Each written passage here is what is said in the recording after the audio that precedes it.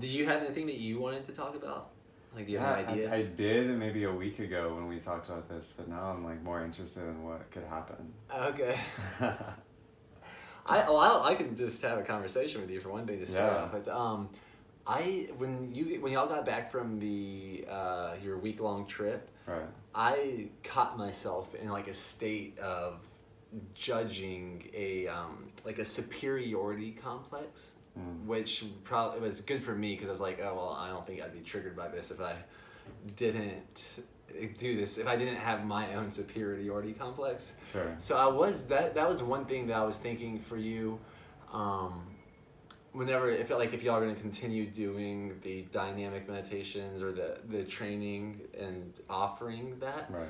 I would probably, like for myself, I would probably feel more connected to the offering if it didn't feel like it was coming from a place of hierarchy. Like I heard a lot of languaging of this teacher and this master and this, like they've been doing it this long. It was like it seems like very level, like hierarchical. Sure. And I'm admitting for myself, I think I got triggered because I must be doing that in some way in my life, or I have done that in some ways in my life, and then that was my judgment, and I wondered if that was like creating a little disconnect for the time being, which I trust. Yeah. For the long term, it'll be a stronger I imagine you're touching a vein that's very real. For me, like, and I think you pointed this out eloquently about, like, you know, I haven't urged you guys to surf or to do the things I love. And I really felt in that moment that's where I was coming from, is like I had such experiences and I was so into this work that I may have been making a sales pitch with the lineages and the masters and the transformation. And I think there's something about, like, not hierarchy, but like the competitive thing, like, you know, which transformation, like whose medicine is better, or something like that. And like, I think there's actually some growth there, because it's like, wow, maybe these medicines, while very different in style, if we combine them, because we've seen both modalities. And I'm referring to like the language side and then the body side. Like those are like, I think that's what I was feeling that night. It was also very fresh. Like still like raw. And I'm making sure you know that's like my own thing. I'm happy y'all had a great time. Like my bigger self is stoked that y'all are stoked, and you were stoked. And hey, stop. What I was gonna say about that? Oh, because of all the lineage talk and all that, I started wondering if you're slowing down. You're not functioning as much from a quantum level as you could be, because the belief of like, this lady's done this for this long, and this person's done this for this long, and I started getting the idea that could be a governor on your growth. I feel that. I think that comes from like a deep need inside me that I actually recently rediscovered in my travel journal while I was backpacking. This has been a theme for years, of really wanting a teacher. And the times I've had a teacher or a guru, if you want to go that far, I've experienced quantum leaps. So I think you may be right. And that's where there's a, that's like the paradoxical part, is the, I wonder if that looking for a teacher is also very tied to the governor and growth, even though you're like, oh wow, if I have a teacher and then I've noticed quantum leaps, but maybe letting go of the idea of needing or even desiring a teacher, I wonder about that. But I also respect that you are ready for teachers. I mean, I trust that we're both students of life. Yes, yeah. And I look at it as like everyone's my teacher, but in the sense that that doesn't mean that some people are not more embodying a certain vibration than others. Sure. So it's something to consider as well, I would say. Yeah, for me, there's something about the container that a true teacher, whatever that means, provides. Because I also agree, like I think I see everyone as my teacher. I'm always trying to observe and learn. There's something about the container of like a classroom or something that I really activate inside of.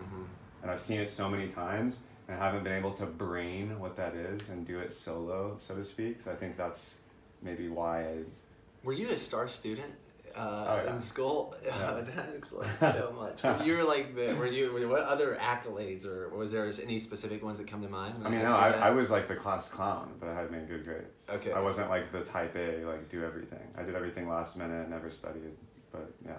You still did well. Very well. You were a good performer. Yes. In those settings, of the classroom settings. Yes. That's pretty fascinating. I wonder what it would look like for you to be just bad. Or be judging, be in a space where you judge yourself to be extremely humiliated and extremely humbled. Have you? Is there anything coming to mind when I say that?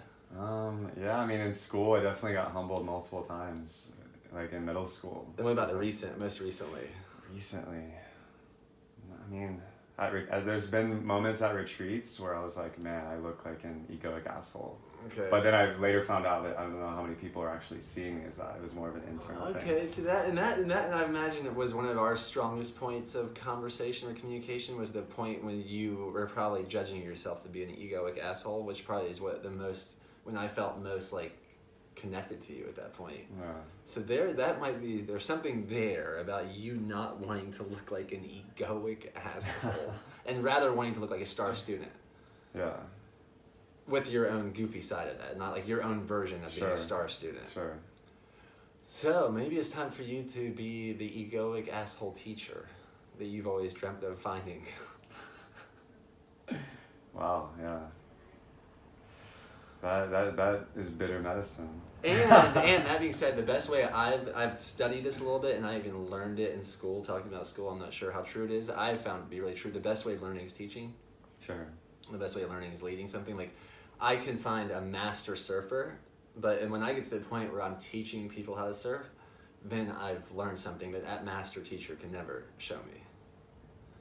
There is a mastery, I believe, or an embodiment when we can express as the leader or as the teacher. There's like the lowest end of the pyramid, from my understanding, the learning pyramid is passive listening. So almost like being a star student, or the going back and forth, that the communication that gets more, but like the stagnant student sitting behind his desk as a teacher lectures, that's like the lowest, which is funny since that's a lot of the education system, or it was. And the best would be what the teacher's doing, right? Which is leading a message. So I wonder and I think that's what you're doing. So I think you're doing that, and that will probably, I'm wondering if this will become already more real, or if what I'm saying is like, oh yeah, I've seen that, I've felt that. Yeah, no, I'm feeling it currently. Yeah. And what comes up is like imposter syndrome. So I guess maybe because of that strive to be a perfect student, I'm so interested in like how other people will see me stepping like unabashedly into the teacher role. Like, what are your credentials? And what's imposter syndrome? I've never. I mean, I understand what you're saying, but I've never. Is that a phraseology? Yeah, it's actually a phraseology from psychology that when you first step into a new role, there's this sense of being an imposter, even if you're quote unquote prepared with schooling, whatever. Like, I definitely have experienced this many times the past year in the transformational community. It's like stepping into these roles and being like, I know I'm good at this.